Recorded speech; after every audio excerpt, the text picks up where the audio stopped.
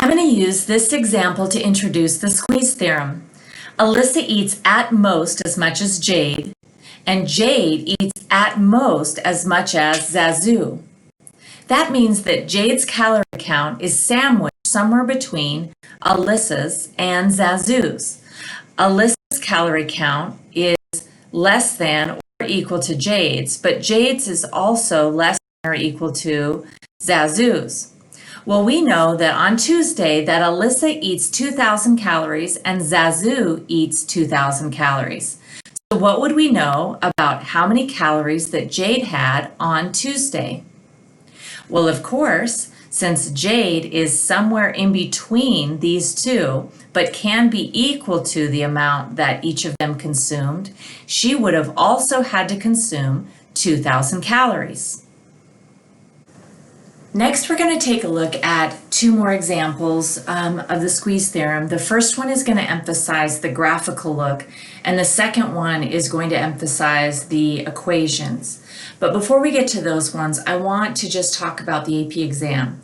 On the AP exam, if you were given some information where one function is less than or equal to another function, and that function is less than or equal to another function, that is telling you like, whoop, whoop, for sure you are about to use the squeeze theorem. Because in the squeeze theorem, that is the only theorem that has a prerequisite of one function being less than or equal to another function. So sometimes on the exam, when you read something and you know it's the only scenario, it can help you get to the next step. So when you're using the squeeze theorem, ultimately, you have a function that you know very little about, and you know the only thing you do know about that function is that there is another function that is on or above and a second function that is on or below. And so ultimately, using the squeeze theorem, you will be finding the limit as x approaches a number of the function above, and you'll find the limit as x approaches the same number on that function below. And ultimately, if those two answers are the same, then you will know the limit as x approaches that given number of the function that is sandwiched between. All right, so let's take a look.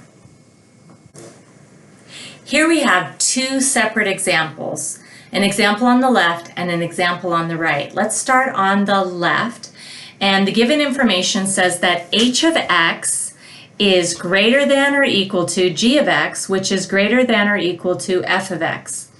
Well, greater than or equal to, h of x is a y coordinate, and so is g of x, and so is f of x. It's the height of the function. So h of x being greater than or equal to g of x means that h of x is always above or on g of x. And g of x being greater than or equal to f of x means that g of x is always on or above the f of x function. Every time that you see some given information where a function is greater than or equal to another function, that is a whoop, whoop. That is a huge sign that says you are about to use the squeeze theorem, because a function being greater than or equal to another function is a prerequisite for the squeeze theorem. And in calculus, there is only one theorem that is a prerequisite for. I don't know how many basketball players we have in here, but that is a telegraphed pass, and you better steal that ball.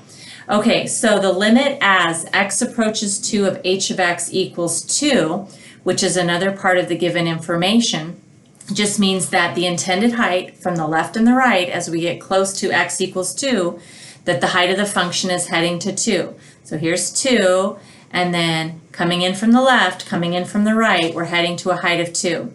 We also have the limit as x approaches 2 of f of x equals 2. So coming in from the left and coming in from the right, we're heading to a height of 2. Well, if this g function is sandwiched in between the two of them, and we already know that the function that is above it, the h function at x equals 2, is heading to a height of 2. And the g function that's below, the f function that is below the g function is heading to a height of 2. And g is on or between or on or below h or on or above f, the only way this can work is if g is also headed to 2. So the answer to the limit as x goes to 2 of g of x is 2. All right, let's look over here to the right at another example.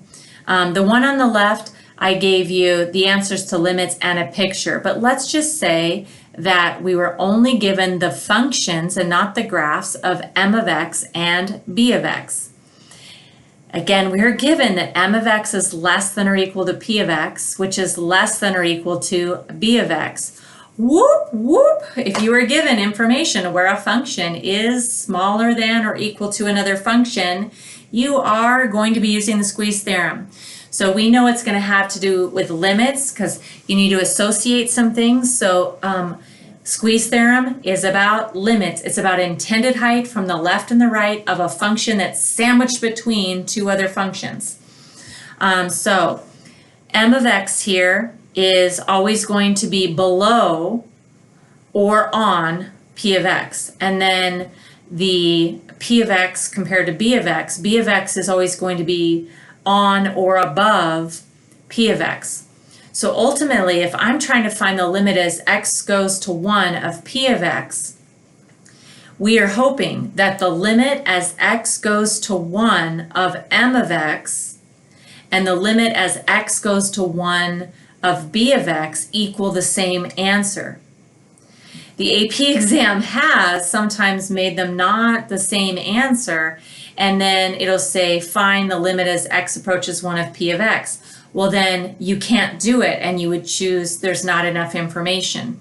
But let's go ahead and find the limit as x goes to 1 of the m function. Remember, finding a limit at an x value, we've been doing infinity for a while. When it's the limit as x approaches a number, we have 3 steps. And the first step is substitute the number, plug and chug, and see if we get out an answer. So I plug in 1, and then I want to find the sine of pi over 6. Oh my gosh, yes, you've got to know your unit circle. The sine of pi over 6 is 1/2, and 1/2 times 4 is 2. So we've got our limit there. Then how about the limit as x approaches 1 of b of x? This, I substitute in 1. 1 minus 1 is 0. 0 times pi over root 3 is 0. And then 0 plus 2 is 2. Oh, thank goodness. It also equals 2.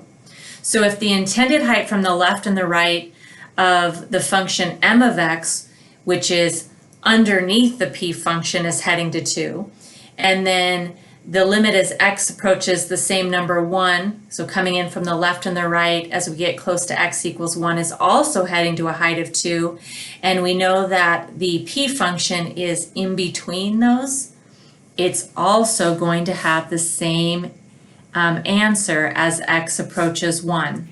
I just want to take one moment and say the notation that I used here was terrible, and I'm so sorry, so I'm just going to say no to that.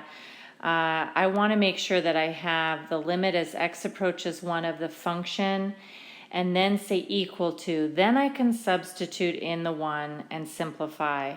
Never put the limit as x goes to 1 of the function with the number already substituted in. That would not be accurate because the limit as x approaches the number of a constant equals the constant. So here we have a little better notation.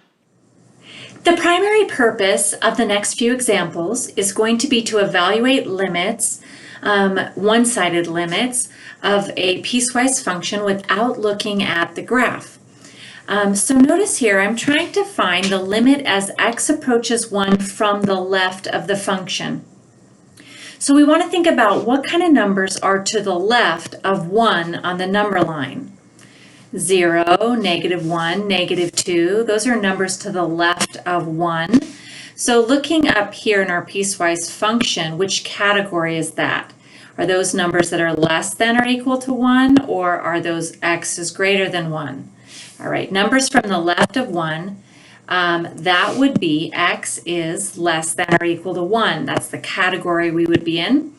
And so what that tells us in the piecewise function is that when we find the limit as x gets close to 1 from the left, we should be using y equals 1 over x minus 2. So if we replace the f of x with 1 over x minus 2, we can evaluate our limit using our basic process that step 1 is to substitute and see what happens. So we're going to substitute 1, even though we're coming from the left, we're substituting the number 1, and we end up getting -1 for our answer. Just to check this visually so you can see what's going on, here I have a picture of this piecewise function, which we do not have to draw. That's our goal, is to get around not having to draw it.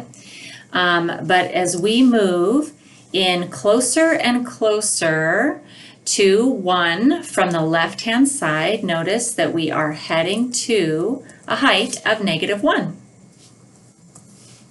All right, let's do a very similar one, same problem, but instead we want to find the limit as x approaches 1 from the right. So what you'd want to do is think, what category is x approaches 1 from the right in? So numbers that are to the right of 1, 2, 3, 4, 5. So these are numbers that are greater than 1. So we can replace the function with 1 over x plus 1. And then to evaluate a limit, we're going to start by substituting the number. So if I substitute 1 into the function and simplify, our answer is 2. Just to verify that graphically one more time, if we get close to the number 1 coming in from the right-hand side, notice that we are heading to a height of 2. A follow-up question is, just what is the limit as x approaches 1?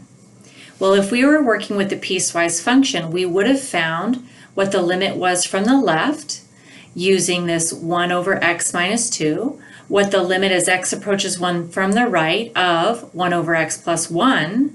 But since the limit from the left does not equal the limit from the right, our answer would be does not exist. Let's take a look at another example. Here we have another piecewise function, and we would like to find the limit as x approaches -2 from the left. Essentially, we just need to figure out, are we going to use x squared plus 2, or are we going to use x plus 8? All right, so x is greater than -2, x is less than or equal to -2. What kind of numbers, if we're going to -2 from the left? Think about numbers to the left of -2. Numbers like -3, -4, -5. So we're looking at x is less than or equal to -2.